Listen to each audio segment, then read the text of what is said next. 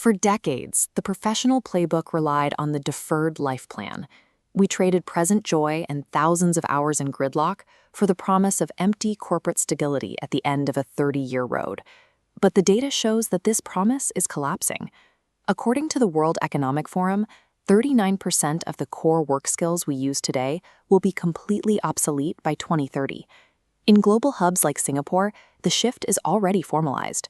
Over 65% of local employers now prioritize verifiable micro-credentials in fields like AI and data analytics over traditional academic degrees.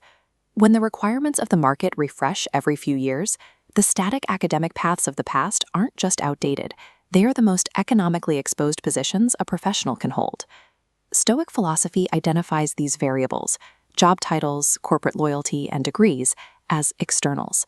They are factors that exist entirely outside of our direct causal power. If you anchor your self-worth to these uncontrollable factors, a sudden market shift feels like a personal catastrophe. You become envious and suspicious of any change that might take those valued things away. Existentialism offers the alternative.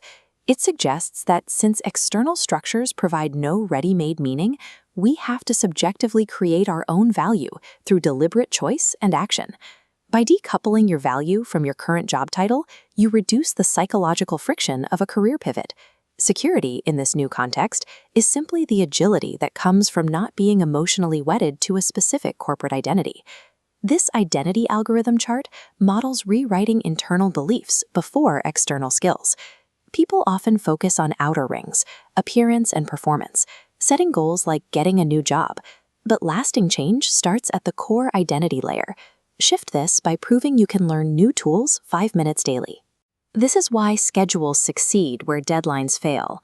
A deadline like Learn AI by July creates pressure that leads to burnout, while a consistent Monday, Wednesday, Friday schedule builds the evidence that you are someone who shows up. Establishing the internal proof that I am a learner is the absolute prerequisite for mastering any complex technical skill the 2026 market demands. This shift relies on the 3 R's of habit formation: reminder, routine, and reward. First, the reminder piggybacks a new habit onto an existing action. Next, the routine scales the action down so small failure is impossible. Finally, the reward tells your brain the cycle is worth repeating, making the behavior automatic.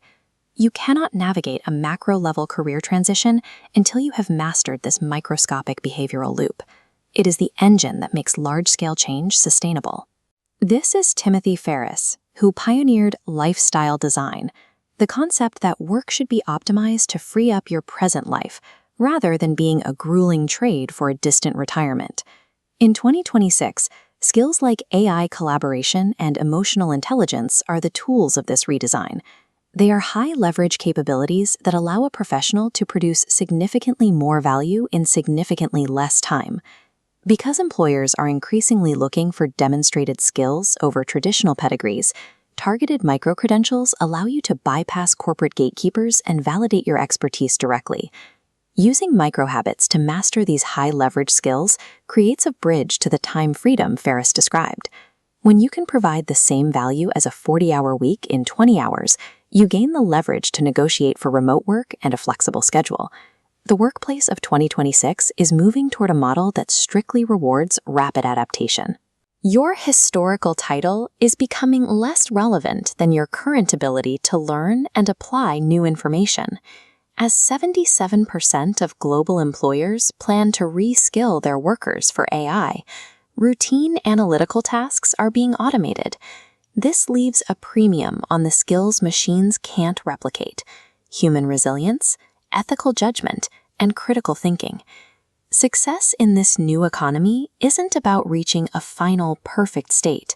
It is about building a self-correcting identity, one that uses daily habits to turn every market shift into a prompt for growth.